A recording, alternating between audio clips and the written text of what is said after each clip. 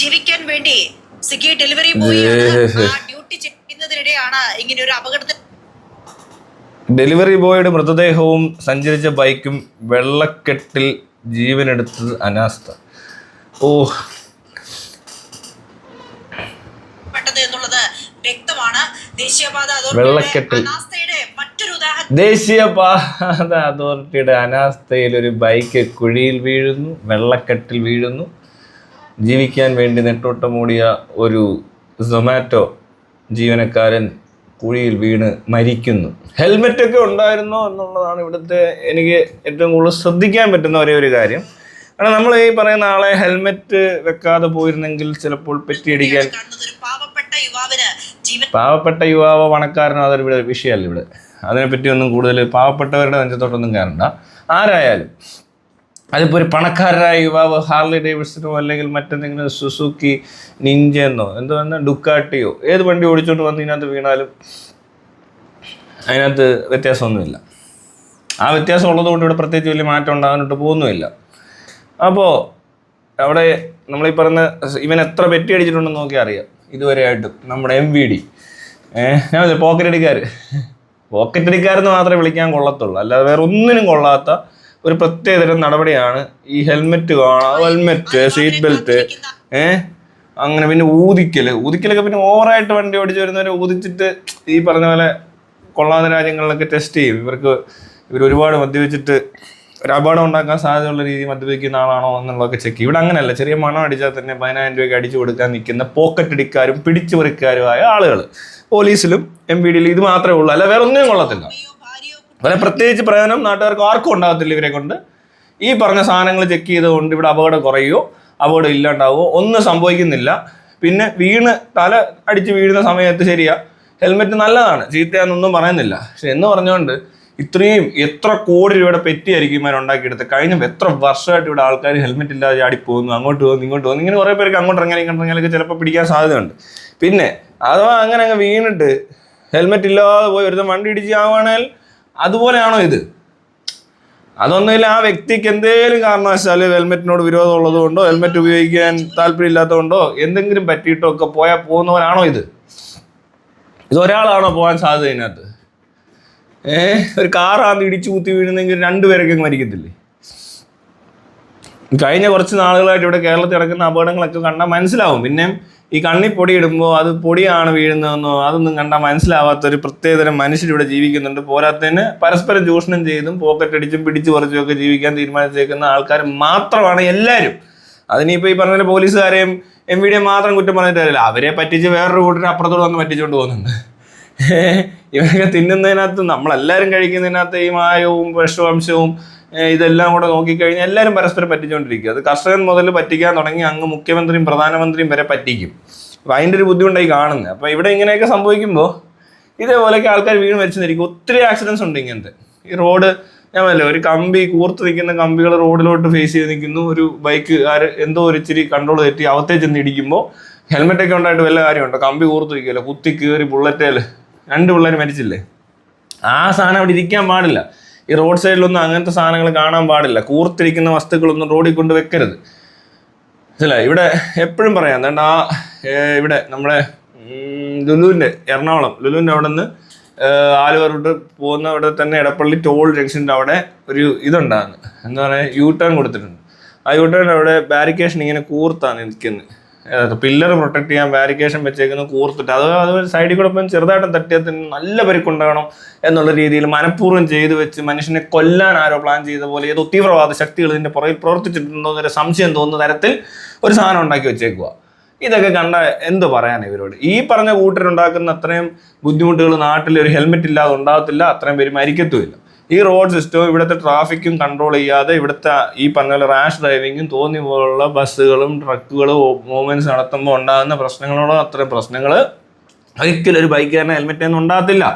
കൂടുതൽ ആക്സിഡൻസും അങ്ങനത്തെ ആളുകളുടെ, അതായത് പിന്നെ ഒരു പ്രശ്നമുള്ളത് ഉറങ്ങി പോയി അങ്ങനെ കൂടുതലും വണ്ടി ഇടിക്കുന്നത്. അതായത് റെസ്റ്റ് ഇല്ലാതെ ആൾക്കാർ ജോലി എടുക്കുന്ന സ്ഥലം.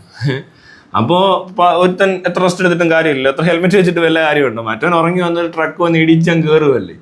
പിന്നെ ആൾക്കാരുടെ പൊതുവെ ഉള്ള റോഡ് ബിഹേവിയേഴ്സ് വണ്ടി ഓടിക്കുന്നവർക്കും റോഡിൽ കൂടെ നടക്കുന്നവർക്കും അറിയത്തില്ല. ഈ സിഗ്നൽ പച്ച കത്തി കിടക്കുമ്പോൾ ക്രോസ് ചെയ്യുന്ന ആൾക്കാരാ, അതും ആ സീബ്ര ക്രോസിൽ കൂടെ തന്നെ. അവരുടെ വിചാരം സീബ്ര ക്രോസ് ഉണ്ട്, ആ സിഗ്നൽ അവർ നോക്കത്തില്ല, ചുമ്മാ ഇറങ്ങി പോരും. അങ്ങനത്തെ മണ്ടത്തരങ്ങൾ കാണിക്കുന്ന ആൾക്കാരാ. പിന്നെ ഇൻഡിക്കേറ്റർ ഇട്ടുകൊണ്ട് ഇവിടെ ലൈൻ ചേഞ്ച് ചെയ്യാൻ നോക്കിയാൽ, ഈ ലൈൻ കട്ട് ചെയ്യാൻ നോക്കിക്കഴിഞ്ഞാൽ ആ പുറയുന്ന ഇൻഡിക്കേറ്റർ കാണുമ്പോൾ ഇവരുടെ സ്പീഡ് കൂടുക ചെയ്യുന്നത്. എന്നിട്ട് ഹോൺ അടിക്കും, വേണേൽ ലൈറ്റ് ഒക്കെ ഇട്ട് പിന്നിച്ച് കാണിക്കും, ഞാൻ പോട്ടെ എനിക്ക് പോകണം അങ്ങനെ പറയാം. അതേസമയം ഇത് ഇൻഡിക്കേറ്റർ ഇടാതെ അങ്ങോട്ട് കട്ട് ചെയ്യാവോ, ഒരു കുഴപ്പമില്ല. അവർ പറയുന്ന വണ്ടിയെ കണ്ട് പേടിച്ച് ബ്രേക്കൊക്കെ ചവിട്ടിക്കോളും, അല്ല ഇടിക്കത്തില്ല വന്ന്. ഇവിടെ ഉള്ളവർക്ക് ശ്രദ്ധക്കുറവൊന്നുമില്ല. പിന്നെ ഇതുപോലത്തെ പരവേശവും എല്ലായിടത്തും എനിക്കിപ്പോൾ പോകണം ഇങ്ങനെ മാത്രം പറയാനേ അറിയത്തുള്ളൂ. ആ ഒരു ടൈപ്പ് ക്ഷമയില്ലാത്തൊരവസ്ഥ മാത്രമേ ഇവർക്കുള്ളൂ. പേഷ്യൻസ് സാധനം തീരെ ഇല്ലാത്ത ഒരു മനുഷ്യൻ റോഡിൽ കിടന്ന് കാണിക്കുന്ന അഭ്യാസമായിട്ടേ കാണുന്നുള്ളൂ. അല്ലാതെ ഈ പറഞ്ഞ കൂട്ടർക്കൊന്നും അറിയത്തൊന്നുമില്ല ഇതുകൊണ്ട് എന്താ നേട്ടം, ഇവൻ ഇത്രയും തള്ളിക്കയറി ഇത്രയും സ്ട്രെസ് എടുത്ത് ഒരു ദിവസം മുഴുവനും ഈ കിടന്ന് തള്ളിയാൽ ഇവനുണ്ടാകുന്ന ഹോർമോണൽ പ്രശ്നങ്ങളോ, ഈ സ്ട്രെസ് ഹോർമോൺസ് കൂടുന്നതുകൊണ്ടുണ്ടാകുന്ന ദുരന്തങ്ങളോ, ജീവിതം മൊത്തം അനുഭവിക്കുന്ന ബുദ്ധിമുട്ടോ ഒന്നും ഇവന് മനസ്സിലാകുന്നില്ല. ഇവൻ എന്നും ഇങ്ങനെ ഈ തിരക്കും വഴക്കും പ്രശ്നങ്ങളും ആദി കൂതി ഇങ്ങനെ നടക്കുക രാവിലെ തൊട്ട്. പിന്നെ അതിനിടയ്ക്ക് കള്ളൂടെ കുടിക്കും, പിന്നെ ചിലപ്പോൾ എന്തടിച്ചിട്ടും കാര്യമല്ലേ ഇവർക്ക് സ്ട്രെസ് അല്ലേ കൂടുതൽ, ഇവർ പിന്നെ ഇത് തന്നെ കൂട്ടത്തല്ലേ ഉള്ളൂ, അല്ലാതെ ഹാപ്പിനെസ് കൂട്ടാൻ ഇവനെ അറിയത്തില്ല. അങ്ങനെ ഉണ്ടാകും. ഈ റോഡ് ശാന്തമായിട്ട് വണ്ടി ഓടിക്കുന്നത് കണ്ടാൽ മനസ്സിലാവും. ഈ ശാന്തമായി പോകുന്ന ആൾക്കാർക്ക് സന്തോഷം ഉള്ളതുകൊണ്ട് മാത്രം അവർക്ക് ശാന്തതയുള്ളൂ. പിന്നെ ശാന്തമായി പോകുന്നതുകൊണ്ടാണോ ഇയാൾക്ക് സന്തോഷം ഉണ്ടാകുന്നത് നമുക്കറിയത്തില്ല. മറ്റു കാര്യങ്ങളിലെല്ലാം ഞാൻ പറഞ്ഞിട്ടില്ലേ, ഒരു പ്രിമച്ചർ ഇജാക്കുലേഷൻ പോലും കാരണമാകുന്നത് ഈ കാരണങ്ങൾ കൊണ്ടാന്നുള്ള കാര്യം എല്ലാ പുരുഷന്മാരും മനസ്സിലാക്കുക. നിങ്ങൾ ഭർത്താക്കന്മാരോ കാമുകന്മാരോ ഇങ്ങനെ വണ്ടി ഭയങ്കരമായിട്ട് ഓടിക്കുക, കുത്തിക്കയറ്റുക, ഇടിച്ചു കയറുക, എവിടെയൊക്കെ ചെന്നും ഭയങ്കര പരവേശത്തിൽ കാണിക്കുന്ന ഒരാളെ കണ്ടു കഴിഞ്ഞാൽ അയാളെ ഉപേക്ഷിക്കുക. നിങ്ങൾക്ക് ഒരിക്കലും അയാളെ നിന്ന് ഒരു സെക്ഷൽ സാറ്റിസ്ഫാക്ഷൻ പോലും കിട്ടത്തില്ല. ജീവിതകാലം മുഴുവൻ ഇവൻ ഇങ്ങനെ ധൃതി വെച്ച് അങ്ങോട്ട് ഓടി വീട്ടിൽ സ്ട്രെസ് ഉണ്ടാക്കി അത്ര വൃത്തിയായിട്ടൊരു ജീവിതം നയിക്കുന്ന ഒരാളായിരിക്കാനാണ് സാധ്യത. അപ്പോൾ നിങ്ങൾ ശ്രദ്ധിക്കുക, നിങ്ങൾ കല്യാണം കഴിക്കുന്ന മുമ്പൊക്കെ എല്ലാ പരിചയമുള്ളവരാണ് ഇങ്ങനെ വണ്ടി ഓടിക്കുന്നു, ഇങ്ങനെ ധൃതി കാണിക്കുന്നതാണ്, അപ്പോഴേ അവരെ ക്യാൻസൽ ചെയ്തേക്കണം, അവരെ പിന്നെ കൂട്ടരുത്.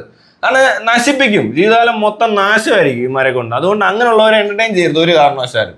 പിന്നെ സുഹൃത്തുക്കളാണല്ലോ ഇങ്ങനെയുള്ളവരെ കണ്ടു കഴിഞ്ഞാൽ ഒന്ന് പറഞ്ഞു കൊടുത്തേക്കണേ, എന്ത് കാണിക്കുന്നത് കണ്ടില്ല, ബസ്സുകാരൊക്കെ പോകുന്നുണ്ടല്ലോ, ഒരു കാര്യമില്ല, ഇമാർ വേസ്റ്റ് ആയി പോകത്തേ ഉള്ളൂ. ഇവരുടെ ജീവിതം കട്ടപ്പുകയാണ്. കാരണം ഇവർക്ക് പേഷ്യൻസ് ഇല്ല, എവിടെ ചെന്നാലും ഇങ്ങനെ കാണിച്ചുകൊണ്ടിരിക്കും. അത് ഭാര്യയ്ക്കും കുട്ടികൾക്കും അല്ലേ എഫക്ട് ചെയ്യുന്നത്, വീട്ടിലായിരിക്കുമല്ലോ ഏറ്റവും കൂടുതൽ പ്രശ്നം ഇതിനൊക്കെ ഉണ്ട്. പിന്നെ റോഡിൽ ഇത്രയും മണിക്കൂറുകൾ ഇടുന്ന ഇവന്മാർ അഭ്യാസം കാണിക്കും. ചില കാറാണെങ്കിലും ബൈക്കുകാർ ശ്രദ്ധിച്ചിട്ടുണ്ടോ, കുത്തിക്കയറ്റും, ബഹളവും, ഒരു ദിവസം ഒരു ഉന്തും തള്ളും, ഇടിയും മുട്ടലും ചവിട്ടലും എന്തെല്ലാം കാണിച്ചു കൂട്ടുന്നത്. അപ്പൊ അങ്ങനെയുള്ളവരോടൊക്കെ വലിയ പാടായിരിക്കും, ഭയങ്കര ടോക്സിക് ആയിരിക്കും ഇങ്ങനത്തെ ആൾക്കാർ, ടോക്സിക് ഗായ്സ്. അവര് പാഴുകളാ ശരിക്കും. അങ്ങനത്തെ പാഴുകളെ നമുക്ക് റോഡിൽ കാണാൻ പറ്റും. ഭയങ്കര ധൃതിയൊക്കെ കാണിക്കും ഇവരാണ്. എന്നിട്ട് വഴക്കൊക്കെ ഉണ്ടാക്കും റോഡിൽ കിടന്ന്. ചെറിയ സീൻ അങ്ങോട്ടും ഇങ്ങോട്ടും എന്തെങ്കിലും അങ്ങോട്ട് വെച്ച് ഇങ്ങോട്ട് വെച്ച് പറയുമ്പോൾ തന്നെ ഇവർ വഴക്കുണ്ടാക്കാനൊക്കെ ഇറങ്ങി വരും. ഒരു മന്ന ആൾക്കാരാ, പാഴുകളാ. പാഴെന്ന് പറഞ്ഞാൽ ഒരു എന്താ പറയണ്ടേ, തീരെ വിവരം ഇല്ല, വിദ്യാഭ്യാസം ഇല്ല, പോരാത്തതിന് വിദ്യാഭ്യാസം ഉണ്ടായിട്ടും കാര്യമില്ല, ബോധം ഉണ്ടാകത്തില്ല. ആ ബോധമില്ലായ്മയാണ് ഇവരുടെ ജീവിതത്തിൽ ഏറ്റവും കൂടുതൽ ബുദ്ധിമുട്ടുണ്ടാക്കുന്നത്. ഇപ്പം നമ്മൾ വിഷയത്തിൽ നിന്ന് ഒരുപാട് വഴിമാറി പോയെങ്കിലും ഈ പറഞ്ഞ സംഭവം അരി കഴിച്ച് ജീവിക്കുന്ന ഒരു കുടുംബം തന്നെ അവരൊക്കെ കണ്ണീരിൽ അഴിച്ചുകൊണ്ടാണ് ഇപ്പോൾ ഈ ഇതൊക്കെ ഇപ്പോഴാണ് പറഞ്ഞത്. ആ കുഴി അവിടെ ഉണ്ടായിട്ട് വർഷം ഒന്നായി കാണും. അതവിടെ കുഴിയായിട്ട് തന്നെ കിടക്കാൻ തുടങ്ങിയിട്ട് കുറെ കാലങ്ങളായ കമന്റ്സ് നോക്കി അറിയാൻ പറ്റും. അവർ പലരും പറയുന്നുണ്ടാണ് ഈ കുഴി കാണുമ്പോൾ പേടിയാകാറുണ്ടെന്ന്. പക്ഷെ അധികൃതർ അല്ലെങ്കിൽ ഈ പറഞ്ഞ പോലത്തെ ഉദ്യോഗസ്ഥർ, പോലീസ്, എവിടെ ട്രാഫിക്, അയ്യോ യൂട്യൂബ് നോക്കിയിരിക്കുമല്ലേ, എങ്ങനെ ഇതൊക്കെ കാണാൻ? അവര് യൂട്യൂബ് നോക്കിയിരുന്ന് ചെകുത്താൻ എന്താ പറഞ്ഞു, തൊപ്പി എന്തെങ്കിലും പറഞ്ഞോ എന്നൊക്കെ നോക്കിയിരിക്കുന്ന ആൾക്കാരുടെ ദേശീയപാത അതോറിറ്റി ഇത് പ്രത്യേകം പറയണ്ട. അവരുടെ വീഴ്ചകൾ ഉണ്ടെങ്കിലും അവിടെ ഈ പറഞ്ഞ പോലെ പിന്നെയും ട്രാഫിക്കുകാർക്ക് ചെയ്യാൻ കുറെ കാര്യങ്ങളുണ്ട്. അവിടെ ബാരിക്കേഷൻ വെക്കാം, റിഫ്ലക്ടേഴ്സ് വെക്കാം, അതിനകത്തോട്ട് വണ്ടി ഇടിച്ച് കയറാതിരിക്കാൻ എത്ര ദൂരത്തുനിന്ന് വേണം ഇത് വെക്കാൻ, അത് ചെയ്യാൻ പറ്റും. പിന്നെ പോലീസിന് എന്തോ ചെയ്യാൻ പറ്റുമെന്ന് വെച്ചാൽ ഈ പറഞ്ഞ പോലത്തെ പരാതികൾ ഫാസ്റ്റായിട്ട് മൂവ് ചെയ്യിക്കുന്നത്. ഇതൊക്കെ ഗവൺമെന്റ് അതോറിറ്റികൾ അങ്ങോട്ടും ഇങ്ങോട്ടും ചെയ്യേണ്ട കാര്യങ്ങൾ. ഇത് എല്ലാവരും കണ്ണടച്ചതാ.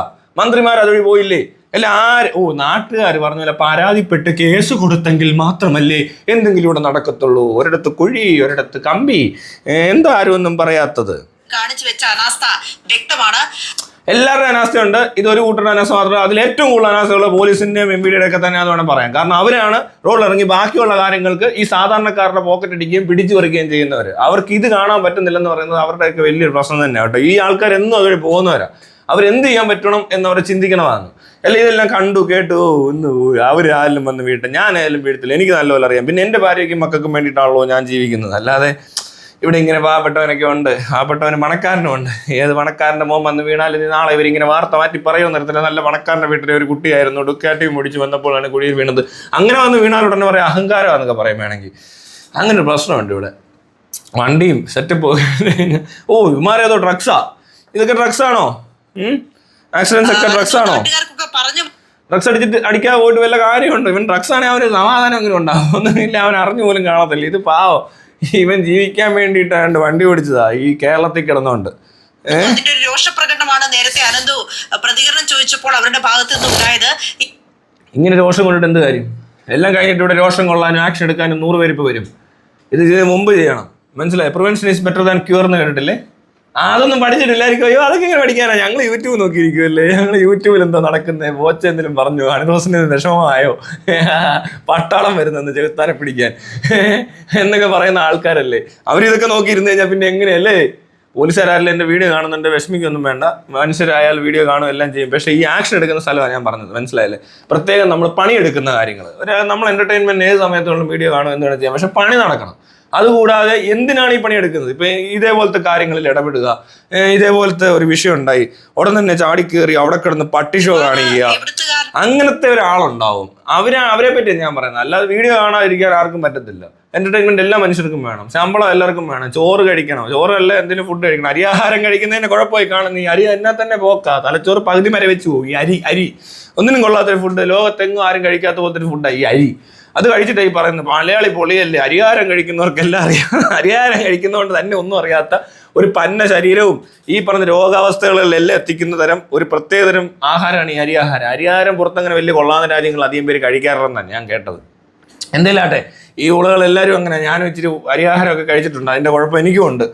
അതുപോലെ തന്നെ എല്ലാവരും മനസ്സിലായല്ലോ, പോലീസുകാർ ആരെങ്കിലും വീഡിയോ കാണുന്നു, no police is harmed in this video, no M is harmed in this video എന്ന് പ്രത്യേകം എഴുതി വെക്കേണ്ടി വരും. അല്ല ചിലപ്പോൾ പോലീസുകാർ വിചാരിക്കും അവരെ പറ്റി പൊതുവെ എല്ലാം അങ്ങനെ പറയുന്നതാണ്. അതല്ല, ചില ആളുകൾ പ്രത്യേകിച്ച് ഇങ്ങനെയുള്ള ഇക്കൊക്കെ വിളിച്ചു പറയുമ്പോൾ ഇറങ്ങി ഓടുക, ഇക്ക വിളിച്ചു പറയുമ്പോൾ ഓരോരുത്തരെ വിളിപ്പിക്കുക, അത്രയും സമയം പോലീസിന്റെ പാഴാക്കുക, അത് പോലീസാണ് ചെയ്യുന്നത്. അല്ലാതെ അയാൾ വിളിച്ചു പറയുന്ന മണ്ടൻ എന്ത് വേണേൽ പറയാം. അവൻ ചിലപ്പോൾ പൈസയുള്ളൊരു വിവരദോഷിയായിരിക്കാം, പൈസയുള്ള പെണ്ണ് പീഡന വീരനായിരിക്കാം, പൈസയുള്ള ഏതെങ്കിലും തെണ്ടി ആയിരിക്കാം. പക്ഷെ അവരൊക്കെ പറയുമ്പോൾ നമ്മൾ വേണം തീരുമാനിക്കാൻ ഇതിന് എന്ത് ചെയ്യണമെന്നുള്ളത്, മനസ്സിലായോ? അതിന് പോലും അതറിയാത്ത കുറച്ച് ആൾക്കാരുണ്ട്. അവര് ഇങ്ങനെയുള്ള സമയം കളഞ്ഞിട്ട് അപ്പുറത്തൊരുത്തം കുഴി വീണ് ചാവും, വേറൊരുത്തൻ കത്തിക്ക് കുത്തും, വേറൊരുത്തൻ അവിടെ കിടന്നു കൊണ്ട് തള്ളയുടെ തല അടിച്ച് പൊട്ടിക്കും. ഇതൊക്കെ ഇവിടെ നടക്കും. പിന്നെ ഇവരുടെ എല്ലാം പ്രശ്നം ഈ പറഞ്ഞ കുഴി വീണവനും അല്ലെങ്കിൽ ഈ പോലീസും അല്ലെങ്കിൽ ഈ വാർത്ത വായിക്കുന്ന സ്ത്രീ അടക്കമുള്ളവരെല്ലാവരും ഇവിടുത്തെ ഒരു വിദ്യാഭ്യാസ സമ്പ്രദായത്തിലൂടെ പഠിച്ചു വന്ന ആൾക്കാരാണ്. ഈ ഒരു സ്ഥലത്ത് ജീവിച്ച് വളർന്നു പോയാൽ ഉണ്ടാകുന്ന ഒരു ചെറിയ പ്രശ്നമാണ് ഈ പറയുന്നത്. ഇപ്പൊ പാവപ്പെട്ടവൻ എടുത്തു പറയുന്നത് കേട്ടില്ലേ? അത് സെന്റിമെന്റ്സ് കൂടെ വർക്കൗട്ട് ചെയ്ത് ഈ കേട്ടിരിക്കുന്നവനെ പൊട്ടനാക്കാൻ വേണ്ടിയിട്ട് കൊള്ളാം. നെട്ടോട്ട് ഓടി ഒരുത്തൻ, നെട്ടോട്ട് ഓടിയില്ലേലും ഒരാൾ വീണാലോ അത് അങ്ങനെ തന്നെ കണ്ടാൽ മതി. ഇവിടുത്തെ വിഷയം ഇതാണ്. ഇവിടെ 3-4 ഡിപ്പാർട്ട്മെന്റ്സ് ഒരേപോലെ തന്നെ ഈ കുഴിയെടുത്തവർ കുഴി മൂടാതിട്ടിട്ട് പോകുന്നതും, അത്രയും ദിവസം പണി ഡിലേ ആവുന്നതും, ഇതിന് ചുറ്റും വേണ്ടത്ര ബാരിക്കേഷനും പ്രൊട്ടക്ഷനും കൊടുക്കാത്തതും, അവിടെ ഒരു ശ്രദ്ധയും കൊടുക്കാത്തതും ഒക്കെയാണ് ഇതിനകത്തെ പ്രശ്നങ്ങൾ. അല്ലാതെ ഇതിനകത്ത് വീഴുന്നവൻ പാവപ്പെട്ടവനാണോ പണക്കാരനാണോ, അവൻ ഡ്രഗ്സ് അടിച്ചിട്ടുണ്ടോ കള്ളു കുടിച്ചിട്ടുണ്ടോ, അവൻ ഇനി വേറെ 10 പെണ്ണുങ്ങളായിട്ട് ബന്ധമുണ്ടോ, അവൻ്റെ വണ്ടിയിൽ പെണ്ണുങ്ങളുണ്ടാവും എന്നുള്ളതല്ല. പക്ഷെ ഇവിടെ പറയുമ്പോൾ ഇവരെന്ത് ചെയ്യും? ഇവർ അങ്ങനെയൊക്കെ വെറുതെ പറയും. ഈ യുവാവ് എവിടുത്തുകാരനാണ്, യുവാവിനെ കുറിച്ചുള്ള മറ്റു വിവരങ്ങളെക്കാളും ലഭ്യമാണോ? ഒന്നും വേണ്ട, അവൻ എന്തിന് ഇതൊക്കെ അവിടെ തന്നെ ഇട്ട് മൂടിയൊക്കെ. ഇനി മറ്റേതാ ഏതെന്നറിയോ, ചടങ്ങുകളുണ്ടല്ലോ നമുക്ക്. ഒരാൾ മരിച്ചു കഴിഞ്ഞാൽ പിന്നെ എന്തൊക്കെ ചടങ്ങാ. എടുക്കുന്നു, ഡ്രസ്സ് ചെയ്യുന്നു, മേക്കപ്പ് ഇട്ട് കിടത്തുന്നു, വാർത്തുകാരെ മൊത്തം അറിയിക്കുന്നു, എന്നിട്ട് അവിടെ കൊണ്ട് വെക്കുന്നു. ഉടനെ മറ്റവന്മാർ വരെ ഇനി ഇവൻ്റെ കാശടിക്കാനൊരു ടീം വരും. ഇവൻ പള്ളിക്കാരനാണെങ്കിൽ അവനെ ശവടക്കുന്നതിനൊരു ചെലവുണ്ട്. അമ്പലത്തിലാണെങ്കിൽ ആ തെണ്ടികൾക്ക് കാശ് കൊടുക്കണം. അവിടെ നിന്ന് വരെ കാശ് ഊറ്റാൻ നിൽക്കുന്ന വേറൊരു ടീമിൻ്റെ അടുത്തോട്ടാണ് പോകുന്നത്. ഇനി പെട്ടി മേടിക്കണം.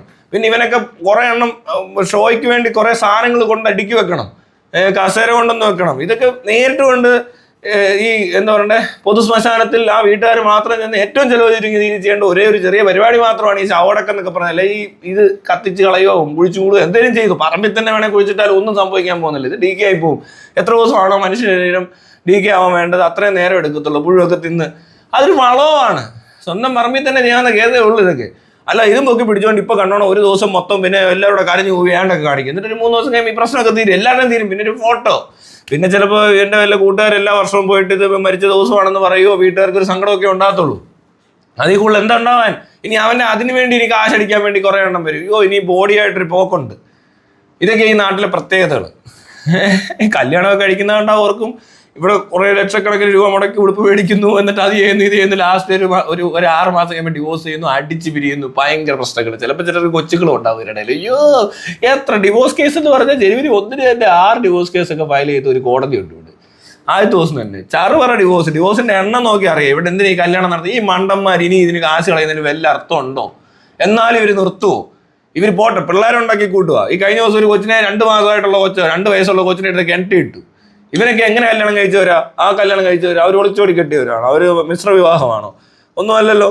ഇവരൊക്കെ ചിലപ്പോൾ ആലോചിച്ച് ജാതകം വരെ നോക്കി കെട്ടിയ ടീമായിരിക്കും. രാഹുകാലത്തിന് മുമ്പ് മറ്റിടത്തുനിന്ന് ഇറങ്ങിയവരായിരിക്കും.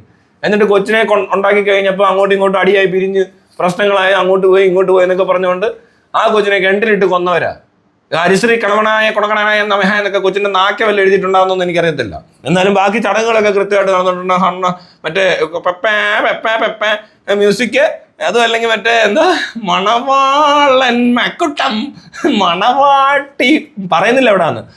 ഈ പരിപാടിയൊക്കെ അവതരിപ്പിച്ചതിന് ശേഷം ഇവർ ഈ കിടന്ന് കാണിക്കുന്ന മുഴുവനും ഇമാരെ എല്ലാം ഓരോ മതവിശ്വാസികൾ തന്നെയാണ്. ഇവരൊക്കെ ദൈവത്തിലൊക്കെ വിശ്വസിക്കുന്ന ആൾക്കാരാണ് കൂടുതലും. ഈ കുഴി കുഴിച്ചവരും ദൈവവിശ്വാസിയാണ്. ഈ കുഴിക്ക് ചുറ്റുകൊണ്ട് ബാരിക്കേഷൻ വെക്കാതെ പോയ ട്രാഫിക്കും MVDയും പോലീസും എല്ലാം ദൈവവിശ്വാസികളാണ്. ഇവർ ശബരിമലയിൽ പോയി പാട്ട് പാടിയവരാണ്. അങ്ങനെയുള്ള പോലീസ് ഉദ്യോഗസ്ഥരൊക്കെ ഇവിടെ ഉണ്ട്. പക്ഷെ എന്ത് ചെയ്യാനാ, ഇതേപോലെ കാര്യങ്ങൾ ശ്രദ്ധിക്കാനൊന്നും പറ്റുന്നില്ല. കാരണം മെയിൻ ശ്രദ്ധ ഇവിടെയൊക്കെ കഴിഞ്ഞ ദിവസം ഇവിടെ എല്ലാം പെരുന്നാളും മറ്റേ ഉത്സവം അങ്ങനെയൊക്കെ നടക്കുന്നുണ്ട്. ഇതിനൊക്കെ പോയി ഇങ്ങനെ വടിയും കുത്തിപ്പിടിച്ച് ഇങ്ങനെ നിൽക്കുക.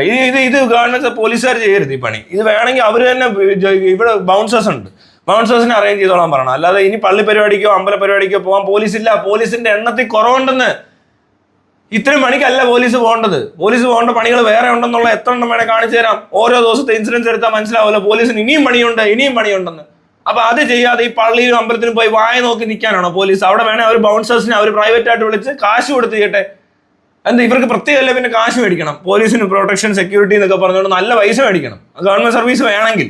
അല്ല പ്രൈവറ്റ് സർവീസ് എടുത്തോ. അവിടെ വന്ന് വെല്ലോനും അടികൂടി തല്ല് കഴിഞ്ഞ് എന്തായാലും ചത്ത് കഴിഞ്ഞല്ലേ ഇവിടെ ഇടപെടത്തുള്ളൂ. അപ്പൊ പിന്നെ അവിടെ ചെന്ന് അങ്ങനെ ഇടപെട്ടാൽ പോരെ? എന്തിനാ അവിടോട്ട് കയറി നിൽക്കുന്നത്? അവിടെ വരുന്നത് അനാവശ്യമാണ്. എന്താണ് ആൾക്കൂട്ടം ഉണ്ടാക്കേണ്ട ആവശ്യമൊന്നുമില്ല. പിന്നെ വല്ലവനും പോയി ഇവിടെ വല്ല പടക്കം പൊട്ടിട്ട് ചത്തില്ലേ? ആന മതവിളകി ചത്തില്ലേ? അവിടെ പോലീസ് എന്താ ചെയ്യുന്നത്? ഒന്നും ചെയ്യുന്നില്ല. അവിടെ ആരും കത്തിക്കുത്തുണ്ടായാലും പോലീസ് ചത്ത് കഴിയുമ്പോഴേ ഇടപെടാറുള്ളൂ. അപ്പൊ പിന്നെ എന്തിനാ അവിടെ പോയി വായം പിടിച്ചിരിക്കുന്നത്? അല്ലെ പോലീസ് സ്റ്റേഷനിൽ ബൗൺസേഴ്സിനെ കൊണ്ട് നിർത്ത്. ഗവൺമെന്റ് സർവീസിലുള്ളവർ ആ ഡ്യൂട്ടി ടൈമിൽ എന്തിനാ പോകുന്നത്? വേറെ എന്തെല്ലാം പണി ചെയ്യാൻ പറ്റും? ഗതാഗതം ഉണ്ടാക്കാൻ സമ്മതിക്കുകയും ചെയ്യരുത്. ഗതാഗതം ഉണ്ടാക്കി അപ്പം ഈ സാധനത്തിനകത്തോട്ട് മാറ്റണം. അല്ല പിന്നെ ബൗൺസേഴ്സ് എന്നാൽ ചിലപ്പോൾ ഇതിന് നന്നായിട്ട് നടക്കും. കാരണം ഈ പോകുന്ന പല പോലീസുകാരും വെറുതെ പോകുന്ന അവിടെ പരിപാടി കാണാനാണ് പോകുന്നത്. അവർക്ക് അന്നത്തെ ദിവസം ഡ്യൂട്ടി ഇന്നൊരു പെരുന്നാളുണ്ട് എന്ന് പറഞ്ഞ് പോകുന്ന പോലെ പോകുന്നത്. അതിനിടയിൽ കയറി നിന്ന് കുറെ വീഡിയോ ഒക്കെ ഉണ്ടാക്കിയിട്ട് അതൊക്കെ അപ്ലോഡ് ചെയ്യുക. ഇതൊക്കെയാ പരിപാടി പോലീസുകാരുടെ. അതങ്ങ് നിർത്തണം. എന്താ പറ്റാത്തേ? നിർത്തണം, അത്രേ ഉള്ളൂ. വേറെ വലിയ കാര്യമൊന്നുമില്ല ഇതിനകത്ത്. വലിയ ഭയങ്കരമായ ഡ്യൂട്ടി ഒന്നും ഞാൻ കാണുന്നില്ല. ഇനി ഈ പള്ളിയും അമ്പലവും കൊണ്ടൊന്ന് ഇങ്ങോട്ട് വന്നു കഴിഞ്ഞാൽ എനിക്കൊന്ന് മുഖ്യമന്ത്രി ആണ് എന്താള്. ഞാൻ നോക്കട്ടെ കേട്ടോ, ശരിയാക്കി തരാം ഇവനെ എല്ലാം. ഒറ്റ മാസം മതി ഇതൊക്കെ നിർത്തിക്കാൻ. ഈ പറഞ്ഞ പരിപാടിയെല്ലാം എന്തെങ്കിലും നടന്നു പോയാണ്ടല്ലോ അതുപോലത്തെ ആക്ഷൻ എടുക്കാനായിട്ട് നിൽക്കണം. അല്ലാതെ ആക്ഷൻ എടുക്കേണ്ടി വരരുത്.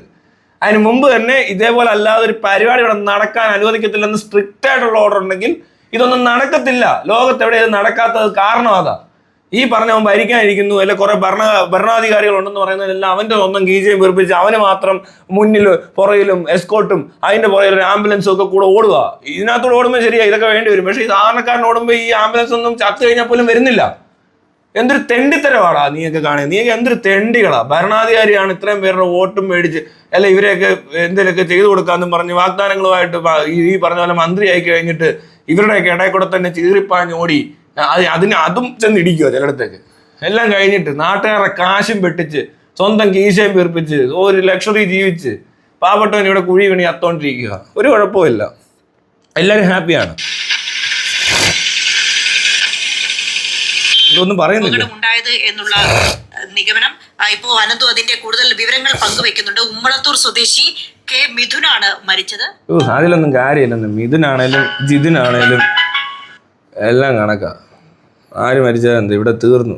ഒരു പാവ ചെക്കൻ, ഒരു മനുഷ്യൻ ഒരു കാര്യവും ഇല്ലാതെ ജോലി എടുക്കാൻ പോയ വഴിക്കോ അല്ലെങ്കിൽ കാമുകയെ കാണാൻ പോയപ്പോഴോ എല്ലാം ബാറിൽ നിന്ന് ഇറങ്ങി വന്നപ്പോഴോ ഒക്കെ ചിലപ്പോൾ ഒന്ന് വീണു. അത് അവിടുത്തെ ഒരു കുഴിയിൽ വീണ് അവൻ മരിച്ച്. അത്രയേ ഉള്ളു. അപ്പം ശരി എന്നാൽ ഗായ്സ്, നമുക്കിനിയും നമ്മളൊക്കെ തന്നെ ഈ കേട്ടോണ്ടിരിക്കുന്നവരും ഞാനും നിങ്ങളൊക്കെ അടക്കം ഈ പോലീസുകാരടക്കം പോയി വീഴാൻ പോകുന്ന കുഴികൾ ഒരുപാട് ഈ നാട്ടിലുണ്ട്. അങ്ങനെ രാത്രി ആയി കഴിഞ്ഞാൽ ശരിക്കും റോഡിൽ കൂടെ ഒക്കെ പോകുന്നത് തന്നെ ഡേഞ്ചറാണ്. അഥവാ വേറൊരു ഇതാരാ? ആ എന്ത് കേട്ടെ. അപ്പം ശരി, ഓക്കെ.